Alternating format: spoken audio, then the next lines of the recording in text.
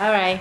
Well, thank you for attending this very small, feels very private President's Council meeting. So I think we all know each other by first names. We all know who we are. And I'm just going to pass it on to Chelsea to just start nailing down our topics.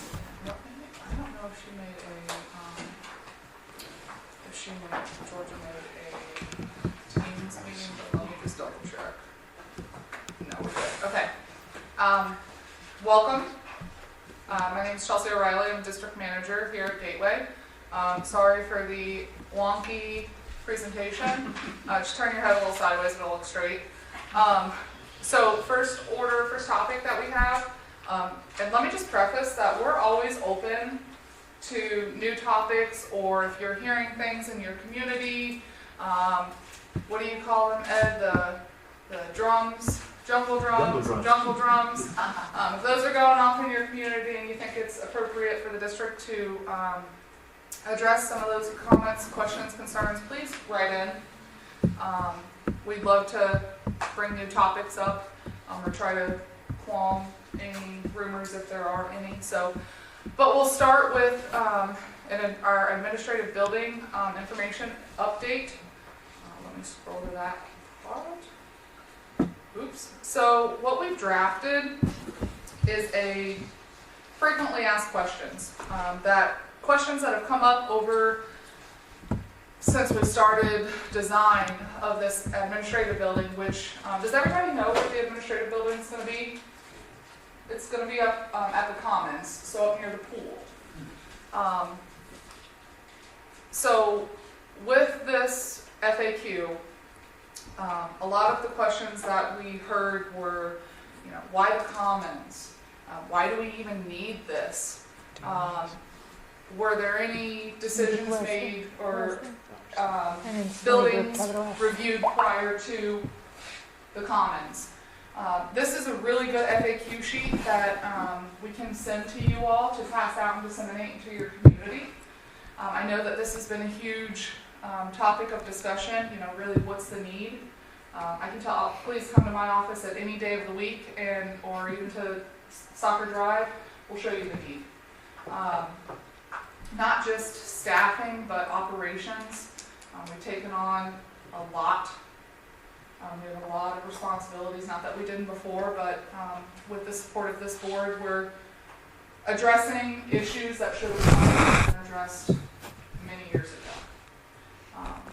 So I don't know if you guys want to go just kind of 10,000 foot view through some of these questions, and then we can share it later, or? Well, I think it would be important, if you don't mind, and I think probably who's here today? Carol. Ed and I may have some historical depth from being on the board for the amount of time, and I'm sure others have been aware, but the administrative building is not something that has just recently come up. We have been looking at facilities probably for the 7-8 years I've been on the board. We've made numerous attempts to look at alternative options, renting space, and this is going back for as long as I've been on the board, looking at renting space, looking at other viable properties, even coming to the point of putting an offer together for a piece of property that was in the community, to the modular building. So we tried to make do for a long period of time. And I think it just got to a point, even purchasing land and then building. So I believe Gardner, we have. We looked at Gardner. We looked at all. Yeah, so I believe we had done a lot of due diligence, and it is an item that has been, I'd say, a priority for at least the 8 years that I've been on the board, because the impacts that it has to the community is being able to house staff, house equipment. Be readily available for the residents. So and that's what this FAQ kind of goes into. But I just wanted to preference that as before we get into it, that this is something that's been discussed for a long period of time, and we are at the point where the existing, and we've looked at improving the existing building. And when you work the numbers, it just doesn't make a whole lot of sense to do some of the other options. And even though this may seem like a more expensive option, the value to the community in the short term and the long term, that cost benefit is definitely there. Well, and I just want to point out, so the rendering on the top, as you guys can see, it's kind of a delta winged building. So the wing on the left, basically that entire wing is dedicated to the public.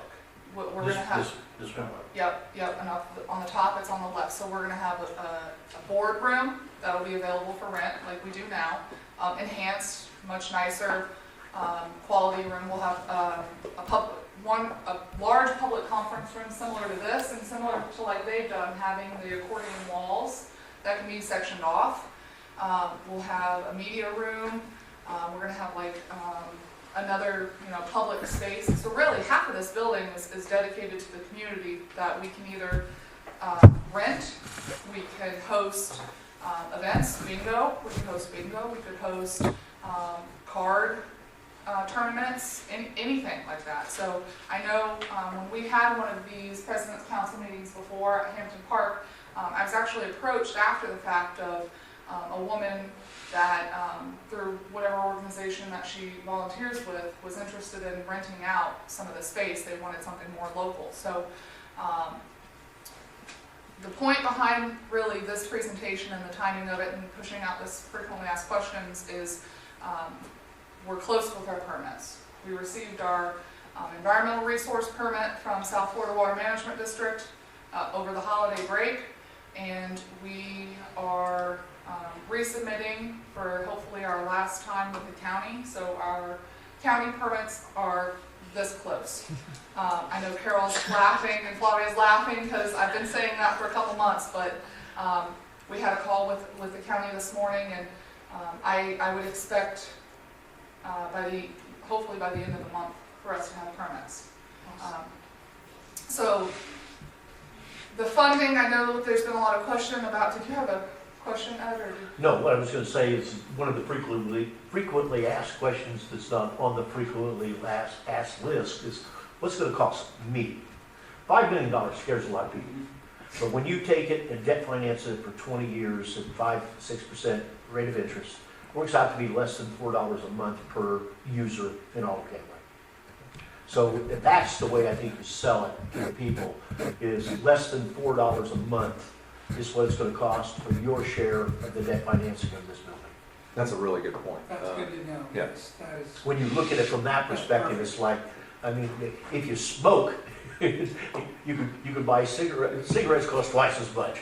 Starbucks coffees? So to Starbucks, yeah. So it's just a Skip to Starbucks and you're puts it in there. perspective. I think it doesn't matter what we have on our priority list. That's probably what we should intro with. This is what the cost is to you.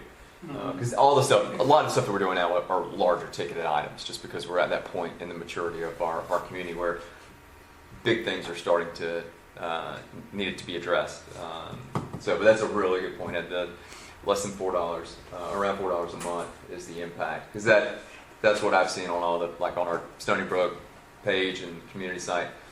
People are the unknown, Yeah, well, the it's dollar just- amount unknown that's going to really Yeah. hit them. Yeah. Yeah, I don't know how it's going to That's a financially good point. impact me. Well, $4 is not a big ticket item. When we look at it for $5 million, of course, you're spreading it over 7,500 units.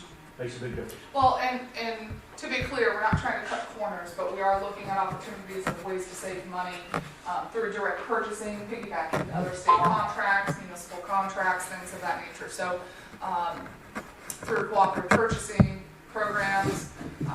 So we're looking for the best bang for our buck, as if this were my house and I'm financing it myself. So hoping, like I said, by the end of the month we'll have permits in hand. Then we can go out to bid, and with shovel and ground starting construction with ribbon. Let's see what she's going to say. Gold, Shovels. and hard hats, and we'll do all of that and invite the community to it because it's truly a community. What is engineering said? I know that we specify mid-2024 as the groundbreaking. Total construction timeline. I don't No, know. yeah. I'm projecting between 12 and 18 months. Okay.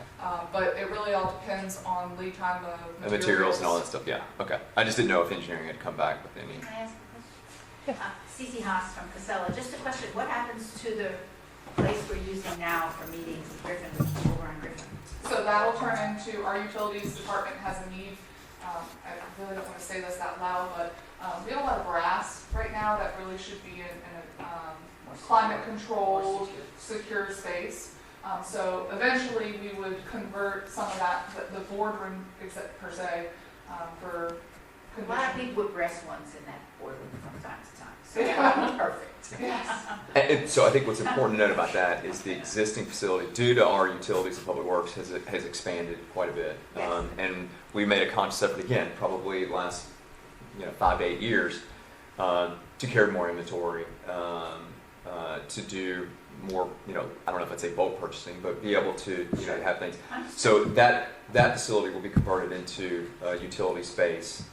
Again, we can secure it, so we have a lot of vehicles and inventory. So it will be leveraged. Okay. If you get the opportunity to go to the upstairs, what we call the hot box, which is where we Have you keep been there? old files Don't and wanna go. important documents, everything, you'll see that we need space badly. It's pretty bad. Understood, I just was curious where I go Yeah. for my meetings, that's all. You'll be going, hopefully to this new room, and it'll be a Yes, beautiful, beautiful sounds great. boardroom. Sounds Yes, great. Francis. Just a question. Are we self-insured? We insure for like properties. Yeah. We have our insurance through Preferred Risk. So, Just yeah. an obvious concern.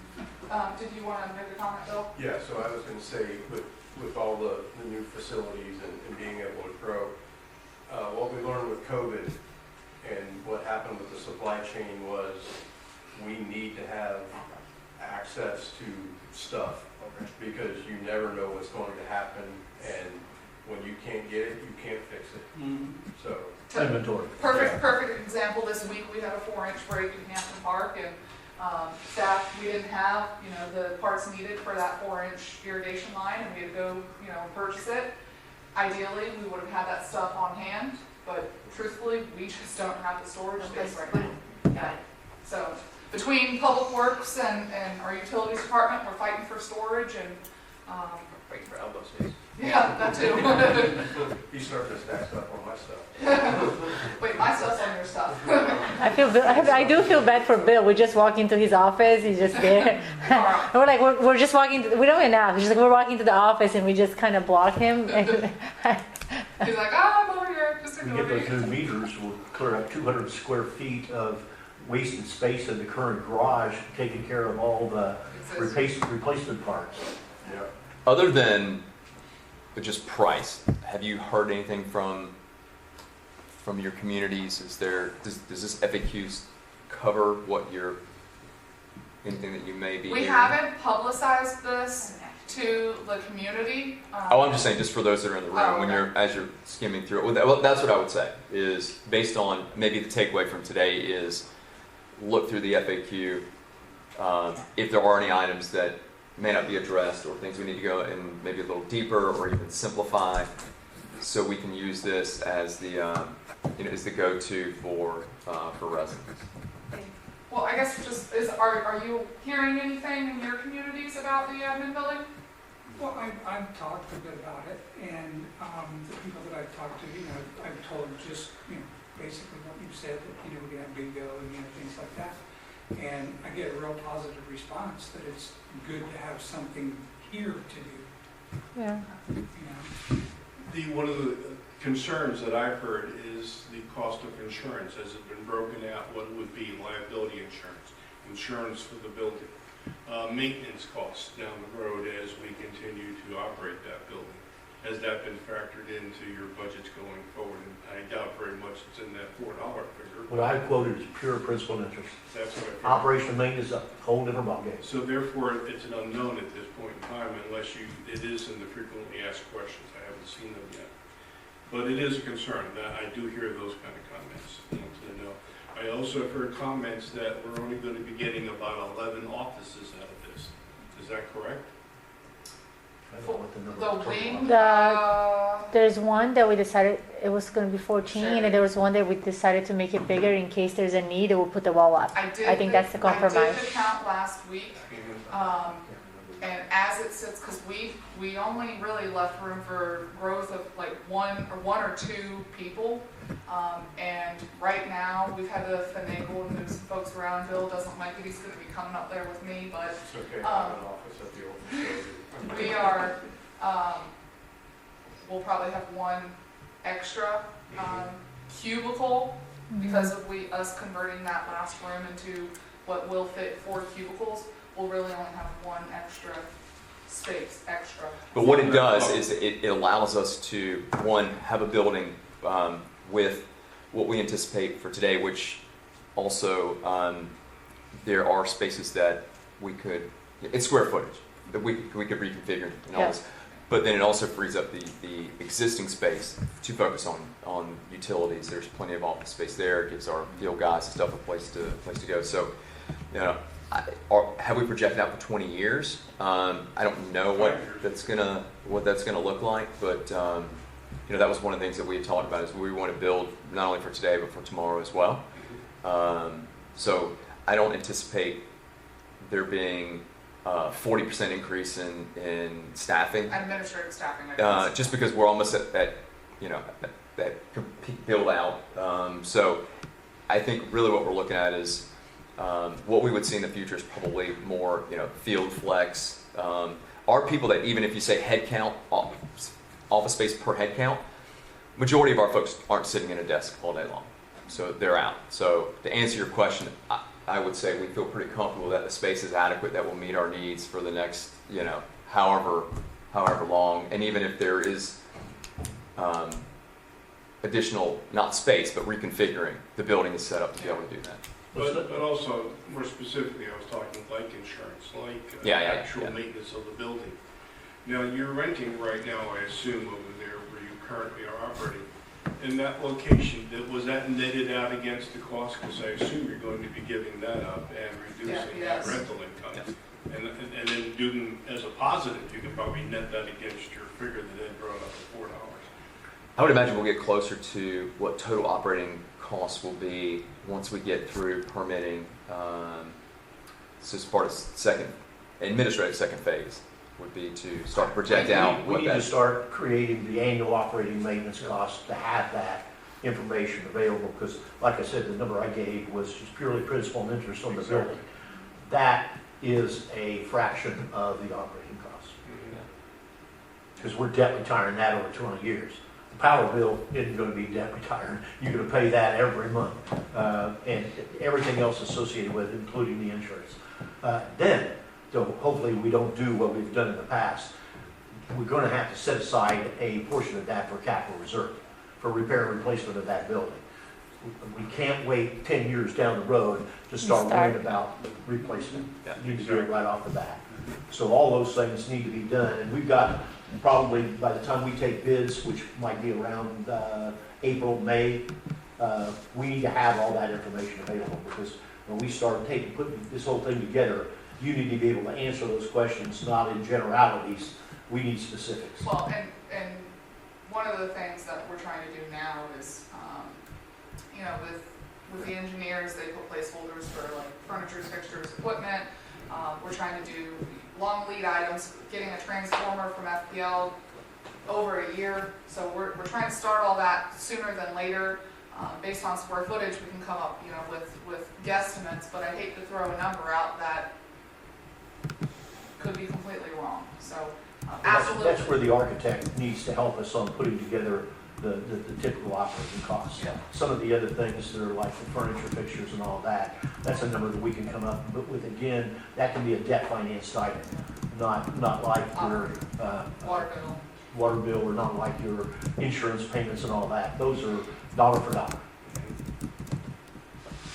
Anything else you're hearing about the admin building in your communities? I don't think our community is really aware of it. I mean, in our community, there's some people that don't even understand the gateway connection. Fortunately, we're starting to talk more about that, as you know. And you know, they're doing a better job of exposing the data about relationship, but people are, things So, are. yeah. Okay.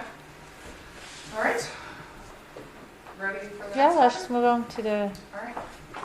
So, kind of going into similar conversation, so let me just go back up to, so before we jump into this next master park plan, I want to just start with this aerial of where the admin building is placed on the Commons property. As you can see, the pool, and then this is kind of tucked into the corner. It was purposely selected, that corner, from the 2017 Probably. park plan that was done. It was a sketch. This area on that conceptual plan back then was mainly just grass. Cece, I really hate coming my back to you. I feel like I'm like, no, I feel rude. No, it's not, it's fine, it's fine, it's fine. So this, by placing it in this corner, it doesn't really throw a wrench in that older plan. You want my back to you, is that what you're saying? I'm used to seeing you back. So recently, we'll jump back to the events in a second. This is gonna be fun if it loads. It's kind of coming up Can you weird. shrink it down to we get it all in one? Yeah, I'm working on it. What you have to do is when it loads, There we go. Okay, it's a huge document, so it's just taking a minute to catch up. I have to take a screenshot. Give me a second. There's the building. Yeah. Just zoom up a little bit more, so hopefully I can get the whole thing in it. Okay. Everybody know where the Hampton Park entrance is? There you go. That's the Hampton Park entrance off of Gateway Now Boulevard. just a little bit more, I know it's gonna be hard to see. So,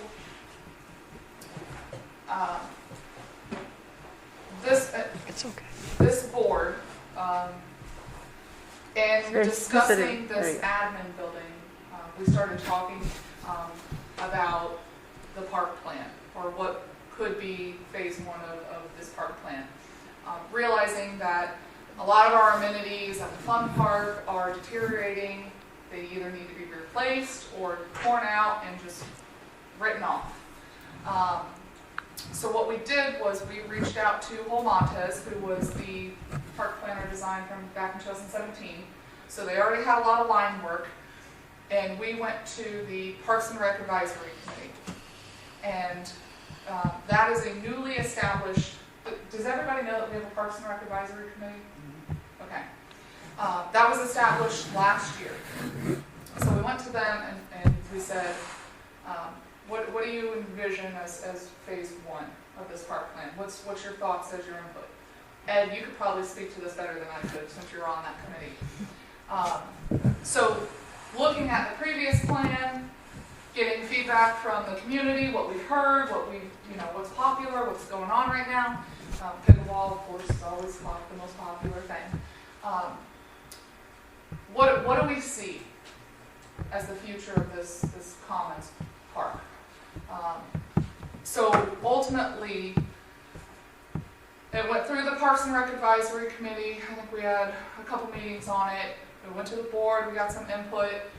We went to the architect, the engineers, said, give us a price, give us an estimate, what's your thoughts on this?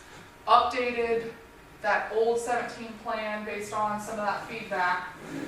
And this is the approved master park plan, conceptual. Very, very conceptual. Pretty picture, right? That's all it is. At their last meeting, you all approved the task authorization to go into design of the phase one improvements. Daniel, chime in at any point. Okay, so for those of you who don't know me, Daniel Potter, the Public Works Director, work for Chelsea here. With this right here, what you're seeing on the board, the screen, like Chelsea said, it's just the conceptual design, right? It's just putting place markers on a map, on an overlay here, to see where we would like to put things and give us a best guess moving forward.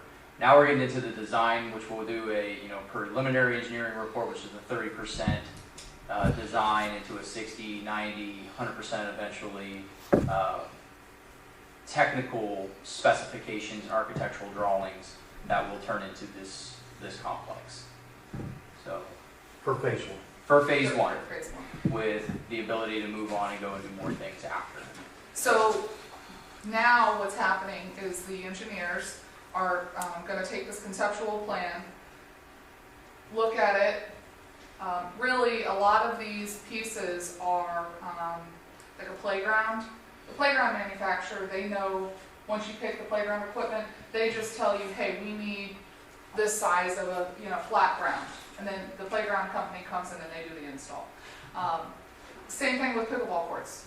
You have a standard size pickleball court, all you really need is a contractor to come in, get the grade right, and then you come in and either you pour the asphalt or concrete, whatever it may be. So at 30, 60, 90% design, though that at 30%, it's going to go to the Parks and Rec Advisory Committee to give input. It's going to go to the board to give input. 60%, we're going to do the same thing. 90%, we're going to do the same thing. Now, I will say that once you hit 90 or 60%, if you're doing huge changes on the design, it's going to cost you. 30%, not so much, because it's so new. 90%, you're wanting to say, I don't like the tree there, I want it here. 60%, you're like, let's just shift this a little bit this way. What's your title? 30%, you're like, no, I don't like this here, I want this here, and I want this here. So, not saying you shouldn't give input at 60 and 90%, but the huge drastic changes, you really don't want to do those because it's going to cost you. So, when that 30% comes out, we want input. 60%, we want input. 90%, we want input. Because ultimately, this is your park area. Really. So, Gotcha. yeah. And the reason why, right, when you jump from that 30 to 60 and then to 60 to 90, is now you have laid the foundation for infrastructure across the board. You're talking light plans, you're talking environmental studies, you're talking how many parking spaces are we ADA compliant. Like it starts getting very, very technical, slope, drainage, stormwater, your utilities, your electric, how we power and monitor, across the board.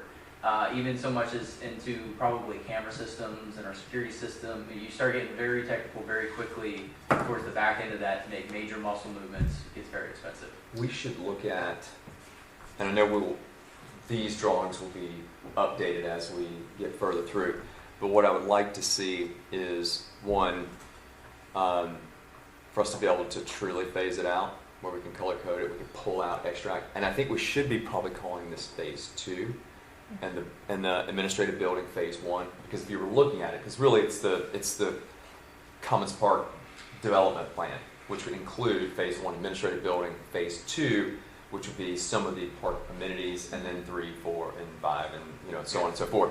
But I think as we get closer to pinning down what, I'm going to just use my term, phase 2 park enhancements, it would be, I think, important as we're socializing this to the various communities in the Gateway as a whole, is to understand what the purpose and benefits are. So we're going to have these amenities, which will provide these types of activities for these various age groups, and open space that could be used for X, Y, and Z, and all that stuff. So we really start to list out, it's not just a basketball, pickleball, a playground, splash pad, whatever that is. So we can really show what are the demographics. Because one of the things we have just among this group, one of the things that we have been very conscientious about is anything that we do, we need to be able to make sure that it represents as much of our diverse demographic as possible. So as an example, we have,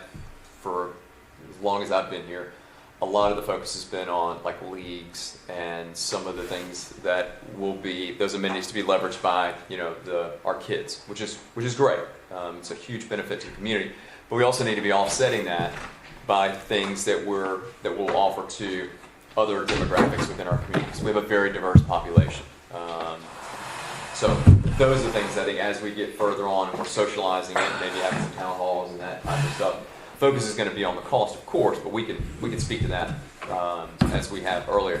But really being able to show the benefit of the community, how will it impact housing prices? How will it make our community more attractive compared to some of the other newer developments that are happening? That's kind of been my thing. Is when you look at all the new developments, they are spending tons of money on their amenities. You know, resort style pools and pickleball, and I mean, Gateway Greens as an example has spent a lot of money on some of the stuff. Now, some of it is, you know, is part of the club, but still, it raises the overall attractiveness of Gateway Greens versus other, you know, whether it's golfing communities or whatever else. So, Dobie, I think you hit one point that I want to emphasize with the group is if you look at this up close and you look at this plan, there is so much green space that is going to be available. That, I mean, honestly, from what is out there now at that it's rock and gravel and I don't know, like not the nice type of grass that I rolled down a hill as a kid, you know. That's this nice open space. There's going to be a clean yard. That's almost as valuable as putting in a playground, piece of playground equipment. Walking paths. Well, it looks like a park. Well, and I think what this board has done so well is recognize, how do we get you out of your own HOA? I mean, look at this beautiful pool here. I mean, how do we get you out of your own HOA up to this commons? And not trying to, I mean, there'll be some amenity repetition, but one of the things we try to do too is not to build stuff that you already have existing. Because that's one of the things that we always hear. Well, I don't need another pool because I have a pool in my community. Well, that's great. So if we're going to have something, let's offer something that you don't have, like a splash pad for the kids, or, you know, I think everybody needs pickleball these days, but have an open space where you can walk, you know, whatever. So that's a really good point. I'll pause there before we jump into the planned and just get in front of, I'm sure, the question around the building. Same thing with the park, is the operation and maintenance, you know, moving forward. So we'll get to those items. Does anybody have any questions? Will we be able to control access to this property? That is a part of the review, is if that is the desire to fence off the entire parcel and maybe issue cards or transponders or something that limit access, that is going to be a discussion for this board and something to consider. Most parks have a control access point. Now, do they control it during the day? Not necessarily. They shut the gate, you know, at night and open it in the morning. But that is a good question, Joe. And one that there's a lot of details we're gonna have to work out. And as we get through those design thresholds, all of that will come out. Fencing, that's a huge cost. And then if you want to do transponders or fobs or tags or whatever it may be, that's an additional. Well, I'm just thinking from a safety point of view also. And if you're going to be walking around walking trails at nighttime. I think it'll be a huge issue about, can anybody go there after we've funded it? And there's liability issues as So well. I just think that it's going to definitely come up. Because of the soccer. Yep. It's a good point. Any other questions about the park? All right, with that, I'll turn it over to Daniel for his events. This thing's slow, just give it a second. I'm gonna have to zoom in again. Okay, a bit of background on this. If she can get it to not be It's blurry. you I can know, see. I'm getting there. So a bit of background on this is I wanted to try to formalize as I came in and took over the Parks and Rec division for Public Works, was community-sponsored events and how we went about them and more methodically planning them instead of doing a knee-jerk reaction to try to do a Winterfest or last minute. I recently brought on a new Parks and Rec supervisor specifically to manage, you know, the amenities that we have currently and the operations and maintenance of those amenities. mostly the soccer field, when you look at the soccer field and the leagues that play on it, but also looking at the PR side of the house of how do we interact with the community across the board and what events do we historically bring to the table. Winterfest being fresh in everybody's mind that just happened. Some people here in this room actually. How many of you went to Winterfest? And volunteered. Yeah. Okay. So, tying manpower hours to it, the actual cost to things, I put this in front of PrAC to begin with and had them give input and feedback into what I saw as events to try to codify and formalize what our event schedule looked like for the entire year. I took their feedback, rolled with that, I took it in front of the board for an overall hand wave of approval to move forward with that schedule with some tentative dates. So in this, you'll see dates that are there roughly, give or plus or minus in that same month is what we're trying to do it the following year. So as we go into this next year, really looking at coordination and being able to man and get sponsorships, get volunteers, and do a better service to our community overall for the events that the district sponsors. In the past, there was a lot of fishing tourneys. There was Winterfest, some minor things here and there. Some bigger ones that we've added based on feedback were the Taste of Gateway, bringing the Taste of Gateway back. We obviously have the Winterfest, we have some Easter and Independence Day and Labor Day items up there, and trying to bring it to the community. So we have more of a formalized plan each year versus trying to come at something like, hey, did we plan this year? Wait, let's try to get these sponsors and these vendors and these trucks, and because it becomes a big undertaking to have an event, but we would like to have more. So with the approval of both PrAC and the Board of Supervisors, we were able to kind of formalize what events we want to do. And now I'm in the process of actually planning those events and getting them out there to hit the streets. So we'll start seeing some more community-sponsored or district-sponsored events coming in this near future. Can we get a list? I think it would be nice to get a list of all the communities that have dedicated event coordinators. What? What did you say? Sorry. So some communities have dedicated events coordinators, Oh, okay. activities directors, whatever. Do you guys? Yeah, you Stony guys, Brook has one. Do you guys? Yes. You know, some do, some It's Ed. don't. Maybe are you in? It's Ed. Do you guys have a Okay, well, I'll do it. Yeah, we have lifestyle director. Yeah, lifestyle, community, whatever. So if we get a list of those, that would be a great group to tap into, because I think Silver Lakes has it too, though. yeah, I think there's probably, I'd probably say 7 to 8 at a minimum. That is gold. That's why we gold. have communities. Because as we're trying to bring the community together and create these events, plugging into those event and lifestyle directors within their own communities, we can figure out what has worked in your community. How do we bring all of those individuals together, and then they become part of, maybe they should all be on the advisory, board for certain events. And I would love, like, I use the example of Stony Brook. I don't even know if we've done it in the last 2 years. Might even more than that. But we used to have a street challenge. Do we still have that?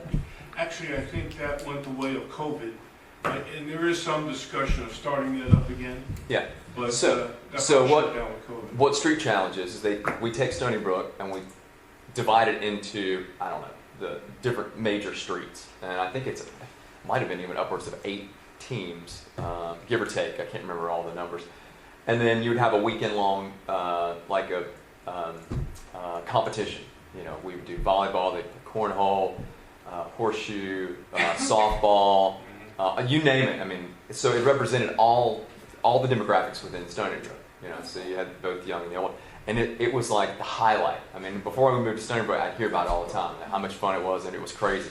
I'd love to maybe even look at doing something like that for all of Gateway. I mean, even to the point, and this is more longer term, but we've got an exceptional golf course in the community. Why we don't have a Gateway event at the club, almost like a Gateway championship. Like by community. Yeah, by community. So you have your foursome representing Stony Brook, foursome representing wherever you can submit as many teams, and then do something like that. You'd have to put that on, but that's where we're trying to get to. We've hired someone that actually is knowledgeable about running Parks and Rec.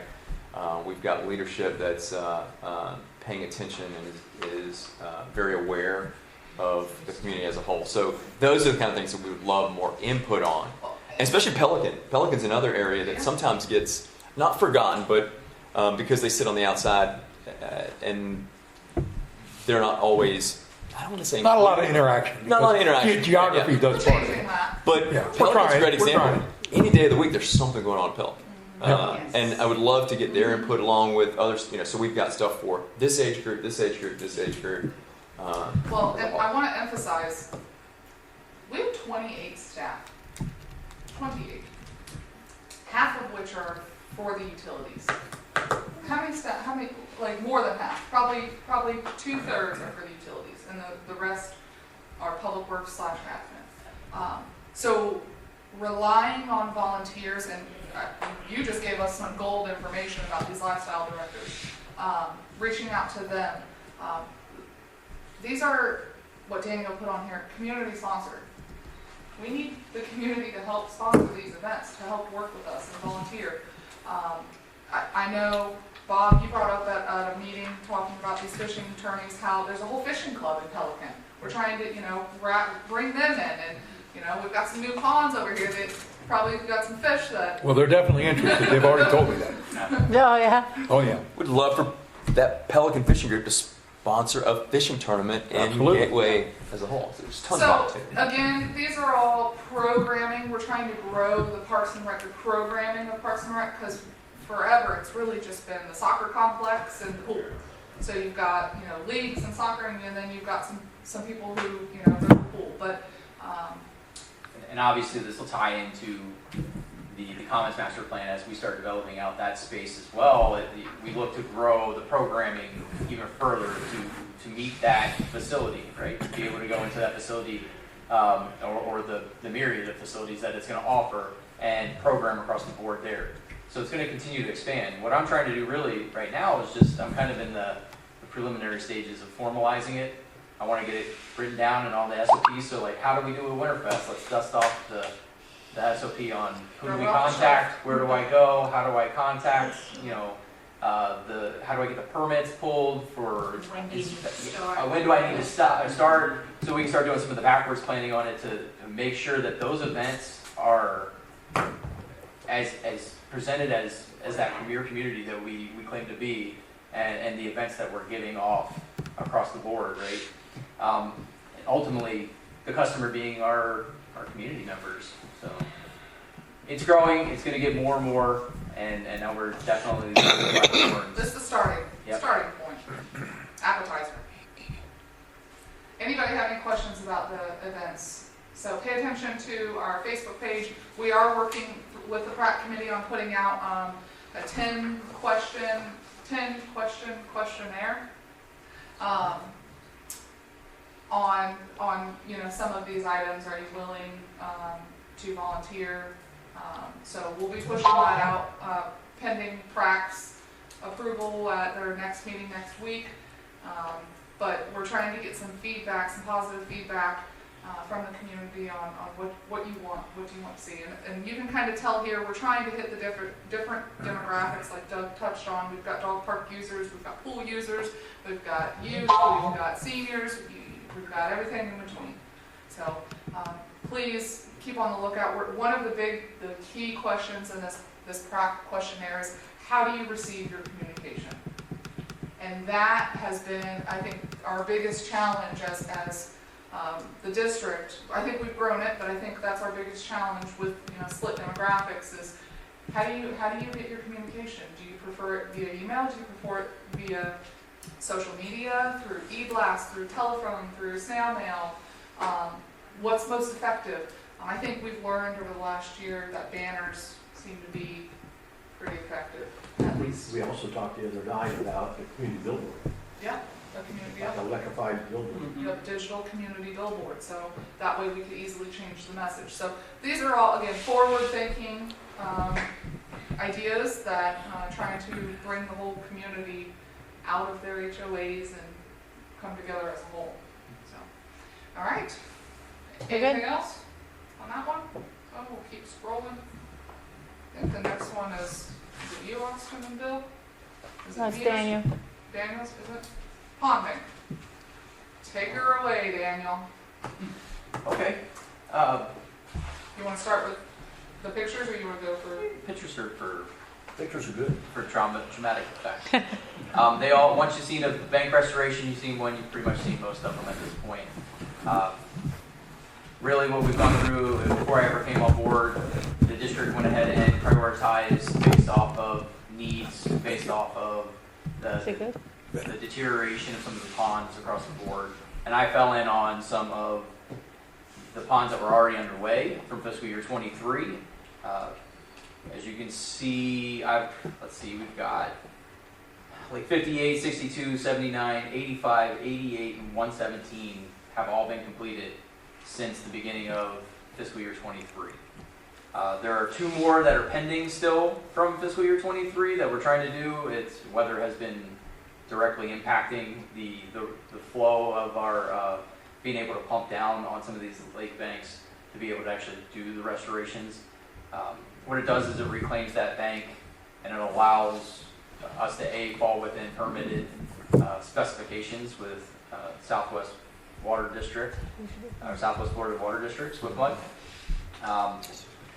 And we're looking to just continue down the list. I don't think this list is ever going to probably be accomplished in my tenure here or anybody else's, but we're just staying after the ponds, right? To maintain the standards outlined per our permitted plats, and then moving forward, right now we have for fiscal year 24, 2 ponds or 2 lakes that have already been awarded to BZ Enterprises with a sub of Extreme Divers to do Lake 78 and 82.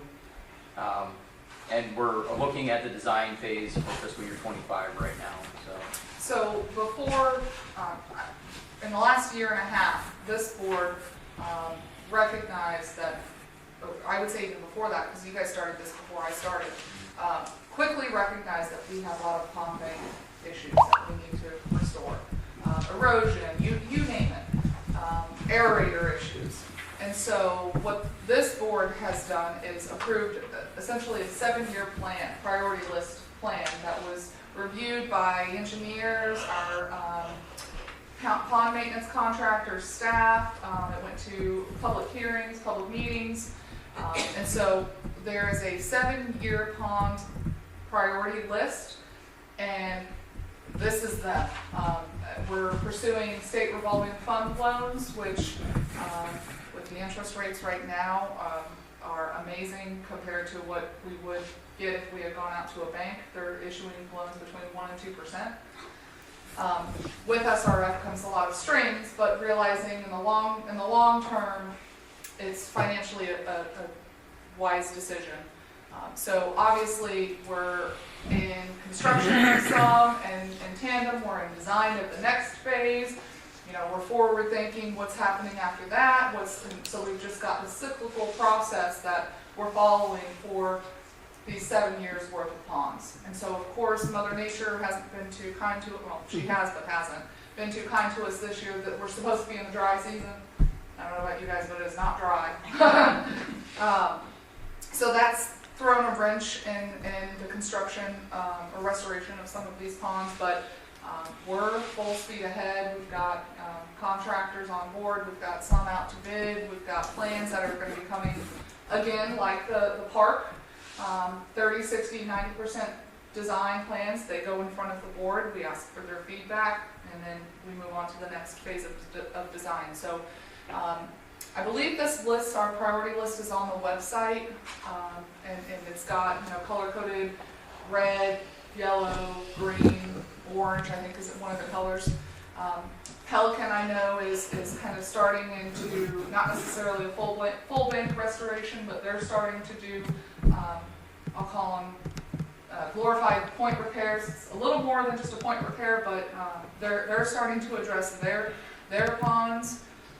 So we've got it on both sides of the boulevard. Yeah, and if I can just add to it, Chelsea, because Pelican's been at it for quite a while. I don't know if everybody knows that, but The ponds that we started 10 years ago. The good news of this is they started a lot earlier. And the better news is those ponds that were remediated 10 years ago look as good today as the day they were done. So what we're doing in terms of repair have been very, very robust. I know Daniel said it's a never-ending project.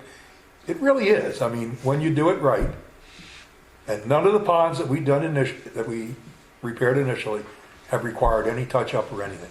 We are now getting into, we add a lot of ponds, and we don't have littorals everywhere as much as we want, but that's what's causing the point repairs. If you control your erosion from the water action, and you control your erosion, what's coming off the houses, the water, the problem is not a problem. It goes away.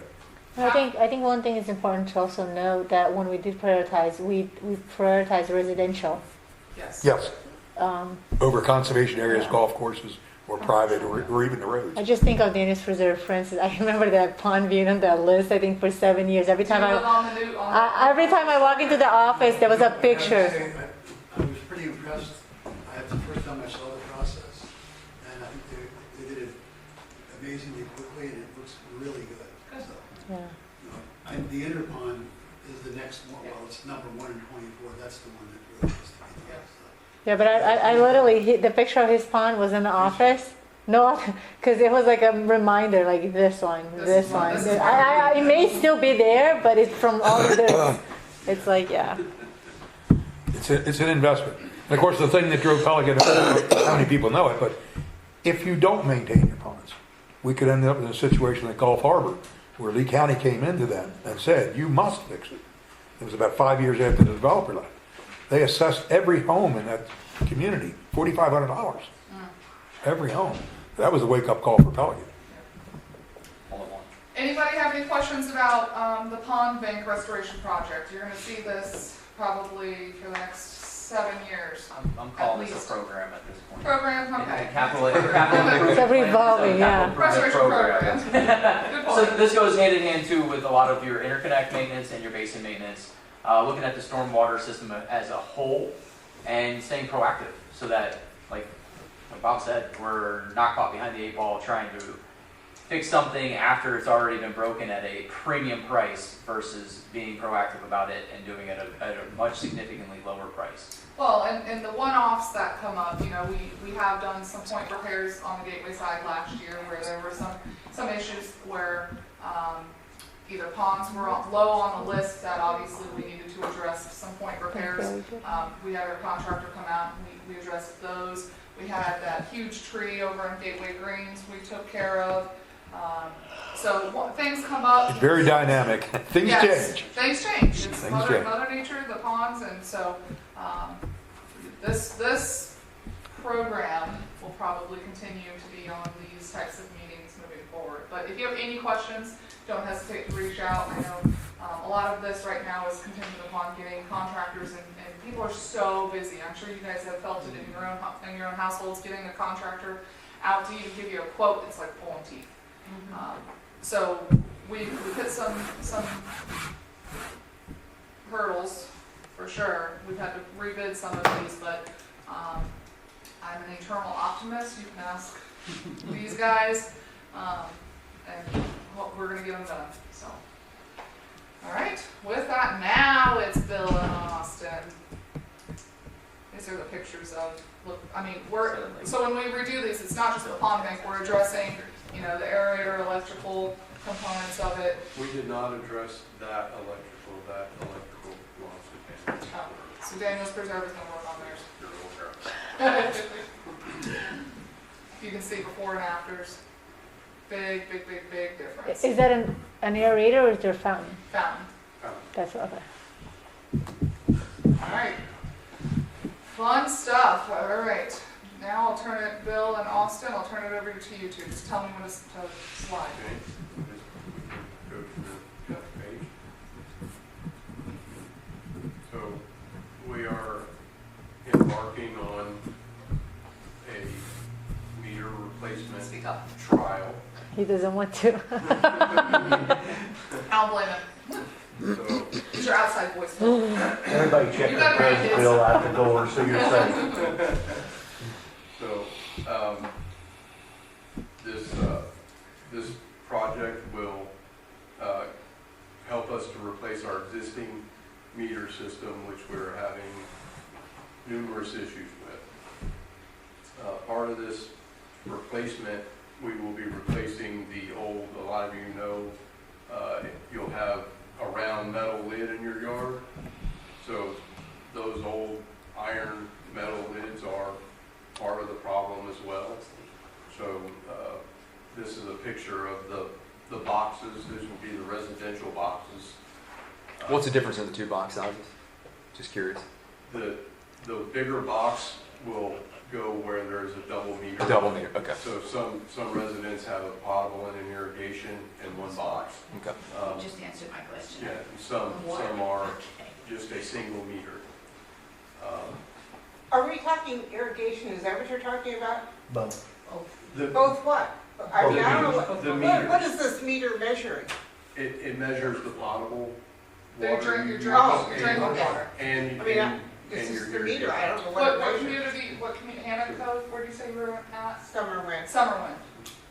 Single or double? Master. That may be master. Master. Okay, meter. that would, this really won't impact Yeah. you Okay. relative to that. Yeah, so yours will look a little bit different than this. You have, because you have a multi-unit, Yeah, you have a larger meter than the standard residential meter, but the box will be basically the same, it's just a little larger. okay. And yours, the water, the potable and the irrigation are separated in two different boxes. In fact, you might have two irrigations going in with 2 3-inch meters or something like that. Yeah. And the potable probably only has one meter, like a 3-inch or a 4-inch. so let me back up and give you a little bit of history before we go down this rabbit hole. 2013, I'm sorry? 2013, when was the last time we did the meter swap out? 11? The project here was entered, 13 to 17? starting about 13. Okay, so the meters that are currently in the ground, not necessarily in Pelican per se, you guys are always the outlaw. That project, it was simply, at the time, the boxes are the original boxes from when the developer put in. So we're talking 86 on as the community grew. Now these boxes typically have a long life, right? 50? They should have a long way. They have a lot more, much more than 30 years, right? A little over 30 years. So in between 2013 to 17, the district took and did a meter replacement. Well, all they did was, this was the box, this was the old meter, they came in and just swapped it out. They didn't touch the box at all. They left the old box there. So what we're embarking on now is swapping out, having a licensed plumber come in, tear out that old box, put in a new box, and then hopefully a new meter once we go through the whole meter bidding process. And the meter allows the district to have the people pay for what they use. Yeah. That's the purpose of all of it. It's a meter to categorize consumption. Who gets the bill? Yeah, it's how you get your water. Yeah, we've got a lot of instances where before, to keep the costs down, it was elected not to do any changes, and now we're gonna pay for it 10, 12 years later. The oak trees are killing us. They're absolutely killing us. So we're gonna have a lot of meters that are maybe in your yard, and this is what this pilot project's going to show, is just how easy it is to go in and then take a water and an irrigation, or in a box that's got an oak tree wrapped around it. Now we've got to separate it. And then reconnect it to the main, and then reconnect it to your service connection. So what was in before, like Chelsea showed, pull it out, put it in, gonna be a big hole this time, because we're going to have to possibly spread this out to get it away from those oak trees. Yeah, so we'll be relocating boxes where they need to be relocated to prevent future issues and problems. So you got a lot of landscape issues that are going to come up. So there's a lot of stuff that's gonna go on with this project. Yeah, you can do it now. So this is a So the meter pilot, the whole point of this pilot project is to, we want these meter companies to bring their meters in, we want to test them here, right? We've got the airport, we've got this FPL easement, we've got all of these gated communities, and I bet every single one of you has a clicker in your car, for your gated community, or for your garage door. We've got, you know, our community itself is so spread out. We're talking replacing the meters in Pelican too. So all of that has to come back and be transmitted back to our home base. We've got infrastructure. So what we want to do is we want these pilot companies, we want to come in, we want to test it in the ground, right? You want to test it, do it, before you buy a car, you do a test drive, right? That's what we want to do with some of these meters. And so ultimately, touching on what Ed said, we've picked for this pilot the communities that we think are going to be the absolute hardest, or that we've had issues with, The right? places that we've had the biggest issues that we know, have the knowledge of, we have the most problems in these locations. Problems like what? Like, Well, we have problems, some of them are communication problems, like you said, you know, the frequencies, and that will be a driver of helping us pick is how the communication works. The communication in our current system is an unlicensed, just a 900 megahertz system, which can be interrupted by your garage door opening. Well, where are all the meters? They're right outside of everybody's garage doors. How many times do people open their garage doors in a day?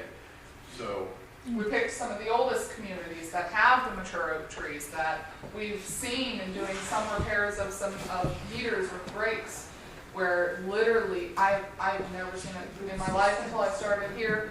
The roots have literally just wrapped around. I have some components in my office They're where unbelievable. the roots have It really just is. wrapped around and encompassed. Our problem really, it hasn't been, meters have been meters for years and years. Yeah. It's not the meters, it's the transmission of data. These meters take a very sophisticated reading from that flow, and then we have to send that back to the collection point to where we do the billings. That in and of itself, with all of the interference we have with the FPLEs, with the airport, walls in the communities, you name it, all of it is an interference. This is why we want to make sure that we test these three companies, and after testing, I think, what, about 100, 300 meters, 100 for each company, we'll get a pretty good handle of what's the reliability of the data collection from your company, what's the reliability of another company, and then the third company. So that we have, what we would love to do is to be able to go out to bid to do all 8,000 meters with one company that we've got a reliability that really works. But when you do that, and you got sole source, and then you go bid, all of a sudden, the guy that's got the basically gravy train route, the price goes up. So it'd be nice to have, hopefully, these three companies all rise to the surface and present a good product that we can then go out to bid and get some competition. Because if you don't have competition, you're going to get nailed. Is there any significant differences in the three vendors that we've chosen as far as? We haven't chosen. so- Oh, we haven't chosen, no, okay. no. So what the stage that we're at right now, and I'll turn it over to you in a second to tell them the locations. We're drafting the actual request for proposals. We've hired a consultant, Arcadis. They're a nationwide company. They do this for a living.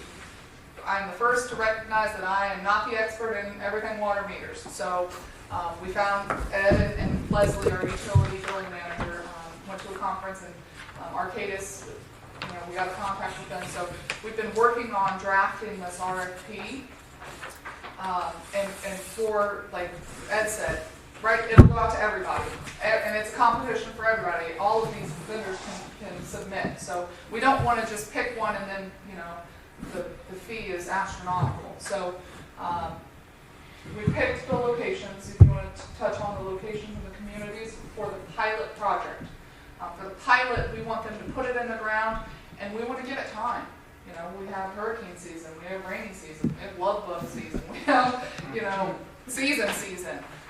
We want to assess and analyze how these meters are going to work for at least a 9-month period of time.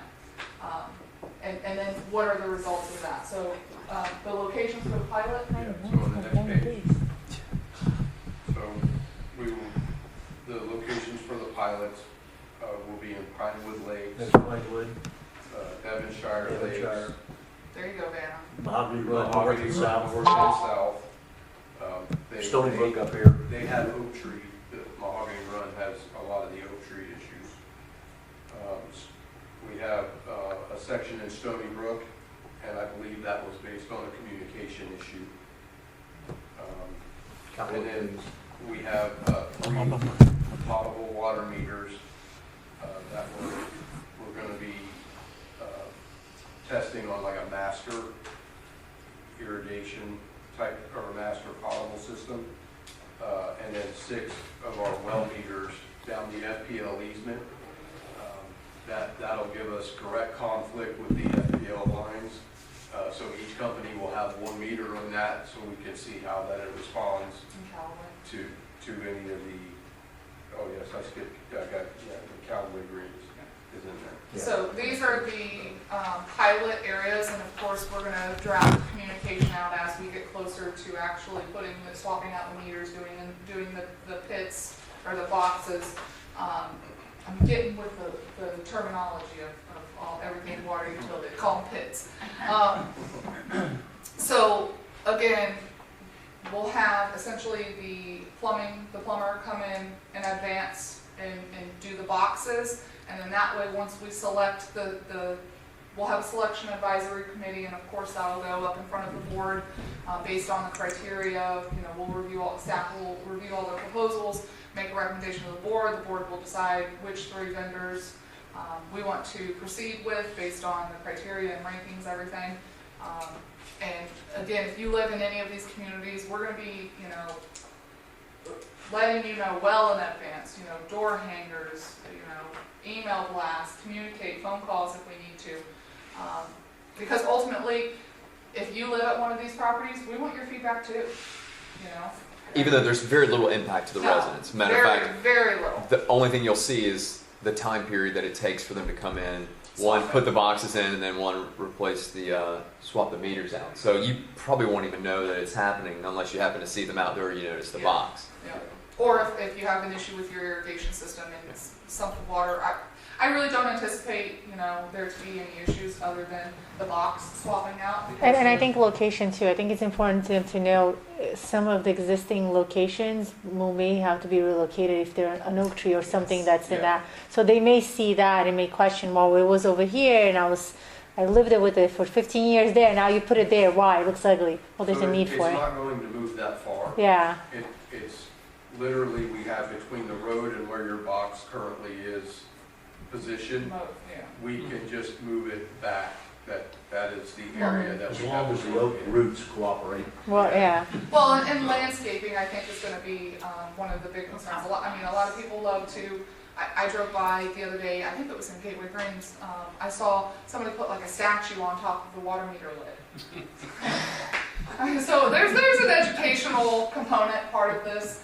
We're looking at our different, potentially updating our utility rules for enforcement of, obstructing our water meter lid. Because just like your phone, if you're in a concrete building, your phone signal can't get out. Well, if you block the signal on that antenna, it's not going to get out either. So, Meter deflection reading. yeah. Well, and having accurate meter readings is really important, not only to us but to residents. And this go around, pulling in experts. I think we've developed experts internally, whether it's board or staff. I don't know if we could say we absolutely know what good looks like, but I'm pretty confident we know what bad looks like.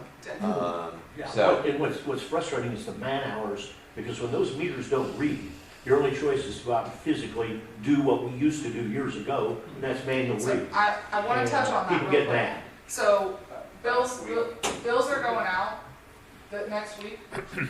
We have 8,500. Approximately. We had to manually read. Staff had to manually read over 1,800 reads. It's crazy. The last 2 weeks. 1,800. That's almost a third? 25%. 25%. A quarter of the system. We had to manually read. The staff time that we've had to shift to it, and granted, this doesn't happen every single time, but it literally took away.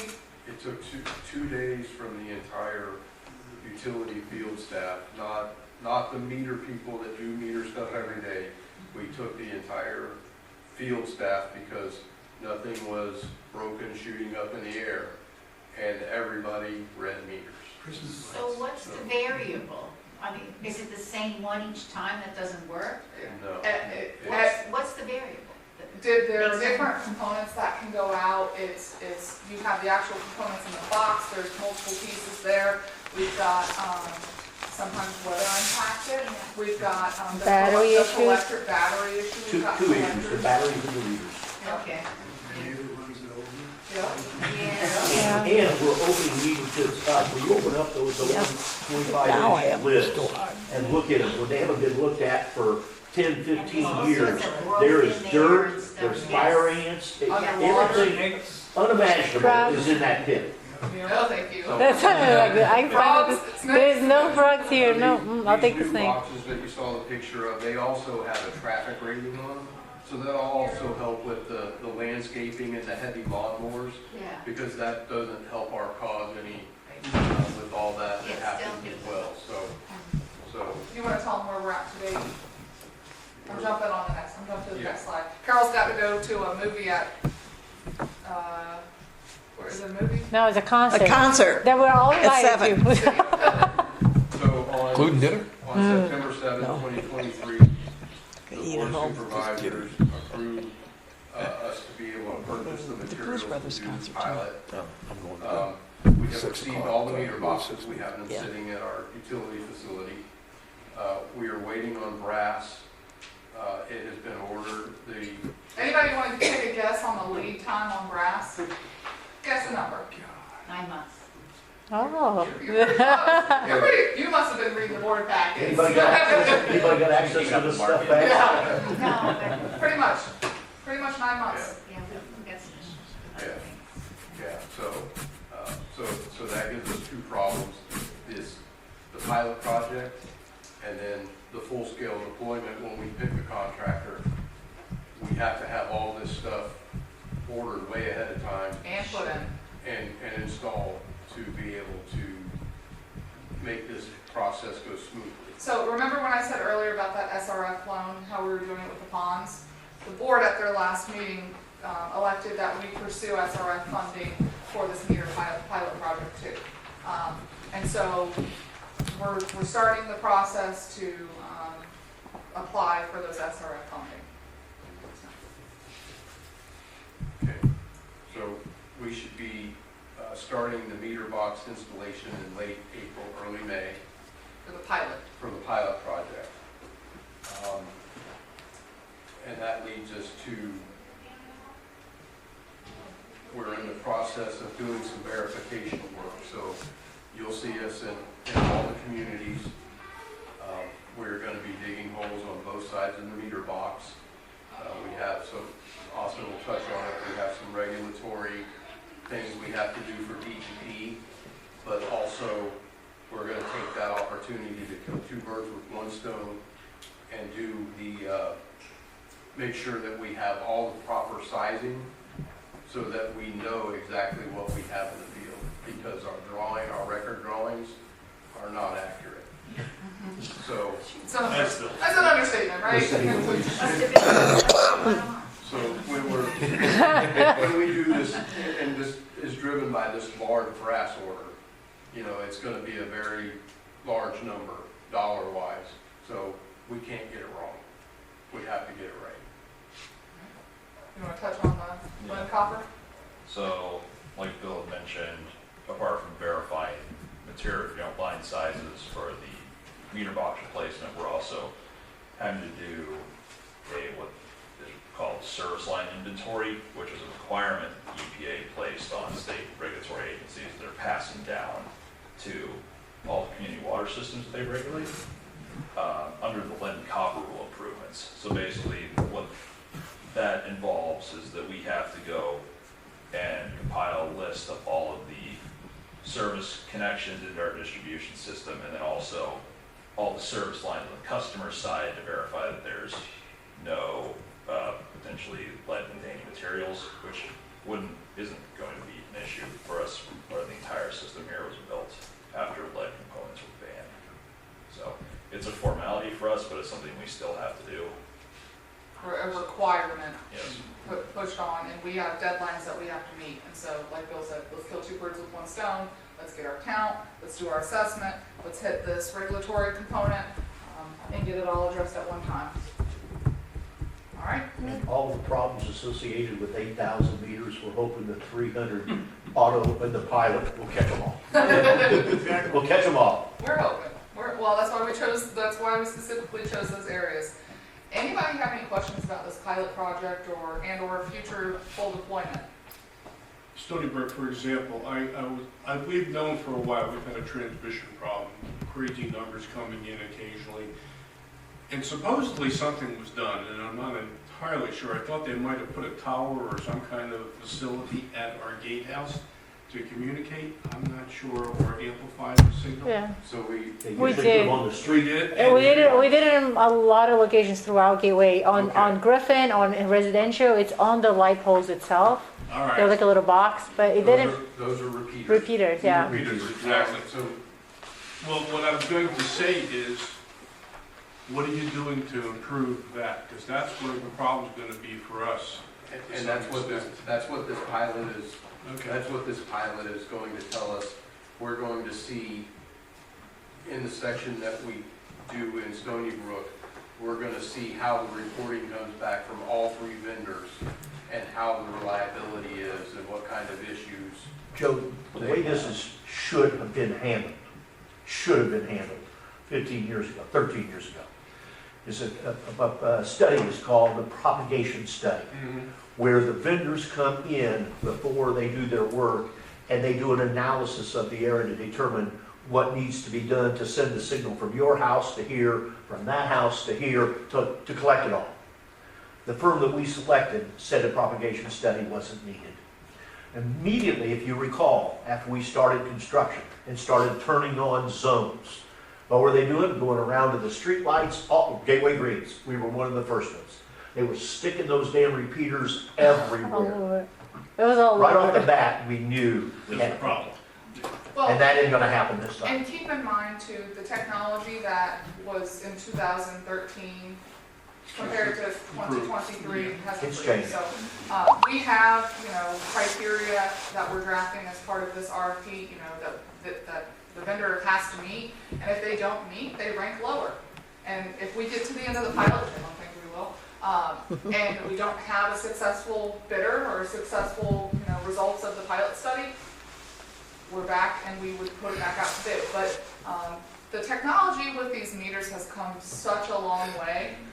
And like I said, with our conversations we've had with our consultant, Arcadis, I'm confident that we're going to be successful this go around. Well, what crossed my mind about this some time ago, and I know Ed, you brought me out to talk about cable companies some years ago. And 5G's coming in, I don't even know if it's in Gateway in a big way or not. Is there a way to link in, tap into that technology and eliminate some of the other things that we're doing here? So Arcadis has told us that we should expect to get at least one cellular bidder. Okay. And talking about new technology, Yeah. that is one of the more prominent meter systems that a lot of municipalities are turning towards. I think Leslie and I went down to Ave Maria. I think they have cellular, but that's, again, most communities also don't have an FPL transmission line running right through the middle that could impact it. So What concerns me on that is there's a lot of places you can go in Gateway and it's dead. Yeah. Especially over in Gateway Greens, house. deader than a doornail. So cellular is not on my list of things I'm Well, I worried mean, about, because we got problems here But with I'm saying cellular. if you had 5G, because that's not cellular, it's not going to cell towers, and it would tap into these localized. Yeah. If somebody's gonna do that, they're, We're not- communication we're- system. We're not telling them how. we're not saying what we don't want. We're letting We'll look these. at it. We're looking at everything. Yeah, give it some thought, Yes. because that would be using somebody else's infrastructure if Yeah. once it was there, it would be paid. There's been a lot of lessons learned. I'd say. Any other questions about the pilot or the full deployment? This is another one that you're gonna start to hear a lot more about. Like I said, with the board saying move forward with SRF, we are full steam ahead. I guess what aren't we full steam ahead on? We're full steam ahead on this as well. And if you're in any of those communities for the pilot project, you'll be hearing from us very soon. So, all right, back to the top of the agenda. I think it's open discussion. Flavia, if you want. Yes, it is. So just open up to any questions you guys have regarding, yes, Francis? Just one, it's an old question. Did anything ever happen with the possible takeover of Commerce Lakes Drive? I know we found the original company, they refused to sign, and so now we're still in limbo. Oh, Tony's got Tony- 3 of them that he's chasing down Right. of what, I haven't, we need to bring that back up. And He's that's working hot for a on, while and then it just kind of. Yeah, I know.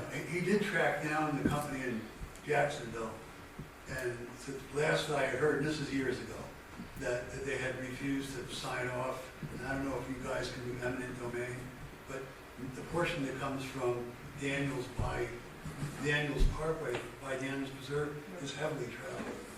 very, Well, the problem we got is that we fell asleep at the switch here about 10, 12 years ago when we allowed these people to dissolve these districts, these sub-associations. We made a big mistake. Should have never allowed them to do well, that. that one is a different one. I think they went bankrupt, right?